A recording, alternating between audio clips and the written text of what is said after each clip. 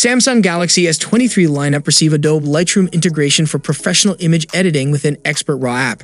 That said, nothing managed to impress more during Samsung's showcase than the cameras on the new S23 series, an aspect of the phones that the company repeatedly returned to emphasize throughout the majority of its event. Owners of the new Samsung Galaxy S23 series will get exclusive use of Adobe Lightroom for RAW photo editing, whether they like it or not. In a partnership revealed during Samsung Unpacked, Samsung's DSLR-style Expert RAW camera app will feature Lightroom integration. Mobile photographers can shoot and export to Adobe's photo organizer in a matter of taps. But there's a small catch. Users won't be forced to adopt Lightroom, though they will be prompted. Once installed on the S23 lineup, however, the app will become the default and only photo editor. By syncing Samsung's camera app to Lightroom, the companies hope to remove the challenge of transferring raw images from devices to a photo editing app that can handle the uncompressed files. The preferred image file for professionals, RAW files let photographers capture high-resolution photos soaked in real-world color and detail. The combination of Expert RAW with Lightroom's powerful yet accessible editing tools, presets, and tutorials give anyone the ability to make professional-level enhancements to their images. Meanwhile, everyone knows that Samsung's Galaxy S23 Ultra is all about the cameras, but there is something else to this time. This year, it finally happened. The new Galaxy S series runs a single SoC across the globe. No more Exynos versions, there's only Snapdragon.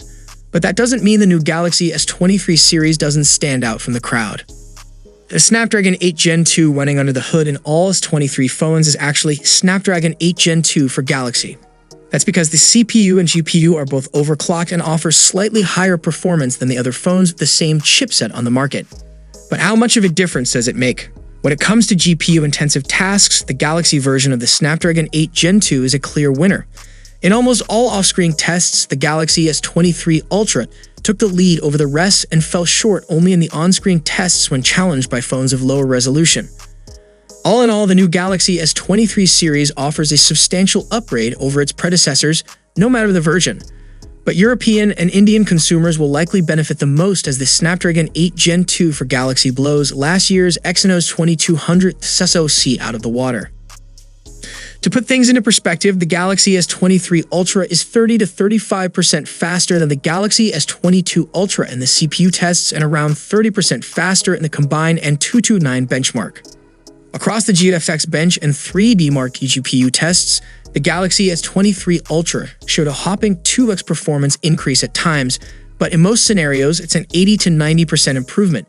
While figures like these tend to be cherry-picked for marketing purposes, functionally speaking, you can expect the Galaxy S23 Ultra to perform right up there with the very best from Apple and other brands.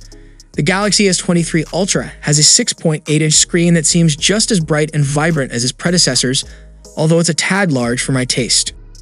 It's too soon to tell how long the Galaxy S23 Ultra's battery will last on a single charge, but my review unit dropped to roughly 90% around lunchtime after starting the day at 100%. Overall, the Galaxy S23 Ultra seems promising, particularly for photographers and videographers, but I have to put it through more testing to know for sure. I'll have more details on the Galaxy S23 Ultra's camera, battery life, and performance in my full review. For that, stay tuned to the channel and drop a like if you enjoyed the video too. See you for the next time. Peace out.